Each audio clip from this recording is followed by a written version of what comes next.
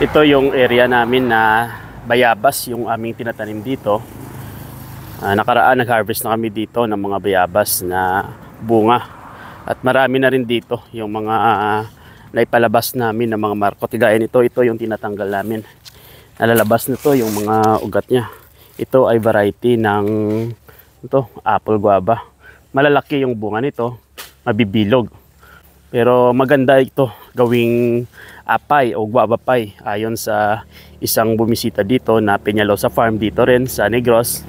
Ay sabi niya mas maganda daw yung apple guava na gawing pie. Kaya tatanggalin natin at papalitan na natin ito. Kagaya nito, ito na yung tinatanggal namin. May lumalabas na siya ng mga ugat. Yung ginagamit ko palagi sa pagmamarkot yung kulay black. Kasi for my experience mas matibay yung ugat nila. Kasi nga hindi sila nakakita ng sunlight. Ito, tanggalin to. Nakataging ito na Vietnam tsaka yung apple. Ito siguro apple to. Sinosorting namin yung kada variety. Maliit lang to yung area ng bayabas. Siguro wala pa itong 200 square meter yung lupa. Pero maganda kasi yung bayabas natin. Kasi kahit maliit lang yung area natin, ay produktibo sila. Kasi kahit nakadikitan yung mga bayabas, okay lang. At sa mga farm na gustong magpatayo ng kanilang, halimbawa yung farm ay bakante pa at wala pa gaanong mga tanim, bayabas yung talagang nire-recommenda. Dahil nga yung bayabas ay pwede talaga ito sa open sunlight. Umaga kahit matindi yung init ng lugar at wala gaanong tubig, tumatagal at nabubuhay talaga yung mga bayabas. Ito, nagkalabali na ito dahil sa mga bata. Marami kasing bata na naglalaro dito. Yung mga tropa rin ng mga anak dito. Ito, ganda oh. Diyan sa paligid na yan, yan naman yung mga apple guava natin. Marami na rin bunga yan. Tutulo mga apple guava. Ay yung Malaysian natin. Ito yung Malaysian namin. Malaysian guava. Kita nyo naman, grabe, hitik talaga sa bunga. Pero kung yung mapapansin, tagdalawa-dalawa yung bunga niya. Kaya tatanggalin natin to yung isa. At sa loob nito ay kulay purple talaga. Ganito yung yung itsura. Gaya nito, ito naman yung tinatawag namin na tining o fruit tining. Gaya nito. Nakikita niyo mas malaki to yung isang bayabas, kaya ito yung tatanggalin natin. Dito rin nagkumpul-kumpulan sila, isa, dalawa, kaya tatanggalin natin to yung sa itaas at itira natin. Kung sino dito yung malaki, yan yung ititira natin. Kagaya nito, ito maliit, tanggal. Huwag kayong manghinayang na mag-prune sa inyong mga bayabas kasi kailangan talaga. Kagaya nito, dalawa yung lumabas, malaki, maliit, tanggalin natin yung maliit. Sa kabila, ganun din. At tatanggalin natin yung mahinang paglaki. Focus tayo doon sa malalaki talaga.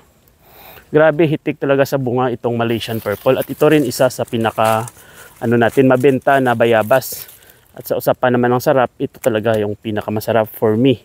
Maganda siya sa jams, sa guava pie, at saka sa mga jellies nito. Even sa wine, ay meron dito na gumagawa ng wine. At ang gusto niyang gawing wine, ito yung bayabas na kulay purple. Fruit tining yung tawag namin dito, na kung saan tinatanggal namin yung mas maliit na bunga para magkaroon siya ng malaki at magandang bunga. Ito yung isang halimbawa na naitining na at na ibalot na namin na bayabas. Kung inyong makikita, ganito siya kalaki. Yan. Ganito po kalaki yung bunga niya oh. Pero lalaki pa ito ng halos fist size. Yung minsan niya mas malaki pa dito sa fist pag maganda lang yung pagkaalaga. Ito po ay Malaysian purple guava na galing pa sa bansang Malaysia. Kaya sa mga gusto dyan na magpatanim o magsimula ng farming, bayabas talaga ang pinire-recommenda namin. Tara at dito naman tayo na papakita ko sa inyo kung paano kami mag-harvest ng mga markot naming bayabas. Ito po yung bayabas namin na minamarkot, may mga ugat-ugat na. At yung gamit ko dito, hindi po ito lupa, kundi ito ay ugat ng halamang ferns Yung tawag sa amin dito, pako-pako. Pero kung sa Tagalog, yung tawag naman nila daw doon ay pakpaklawin. Ito, ang ganda ng mga bayabas, oh. Mas maganda talaga sa bayabas, sa pagsimula ng bayabas, mas maganda talaga yung seedlings for me. Kasi nga ang seedlings matitibay at tagal sila mamatay. Pero dahil nga sa mga customer natin, may nagre-request talaga na markot. Kasi ang bayabas kahit seedlings naman po ay maganda naman ang quality ng bunga. Kasi nga complete flower ang mga ito. Self-pollinating. Ika nga, hindi na kinakailangan ng ibang bayabas para mabuo ang bunga. Kahit isang bayabas lang ay pwede sila magkaroon ng bunga, hindi na kinakailangan kasi complete flower, may male at female organ sila. Ito naman po ay Vietnam, parang sayote ito sa laki. Sa usapin naman po ng kalakihan, mas malaki po talaga yung Vietnam guava natin. Yung apple naman po ay juicy, may kanya-kanya silang katangian.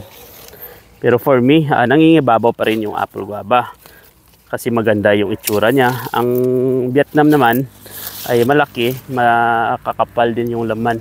Kaya sinisiperate namin ito, Vietnam to. Dapat hindi natin ihalo sa mga bayabas natin. Same price lang naman yung Vietnam natin at saka yung apple guava natin. Nag-iiba-iba lang sila sa presyo kung mode of propagation at saka sa size. Ito may may mga ugat na.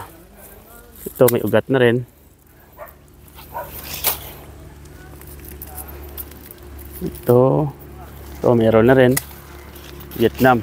Ito yung itsura ng Vietnam guava. Kung inyo makita, parang pahaba siya. Pahaba yung shape niya, parang sayote. Makakapal din yung laman ng Vietnam guava.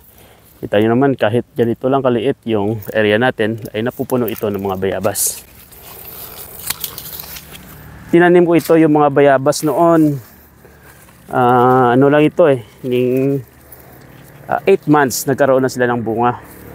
Ganon kabilis magbunga yung mga bayabas natin. At dito po sa area na to, yung mulberry. Ito po yung mulberry namin.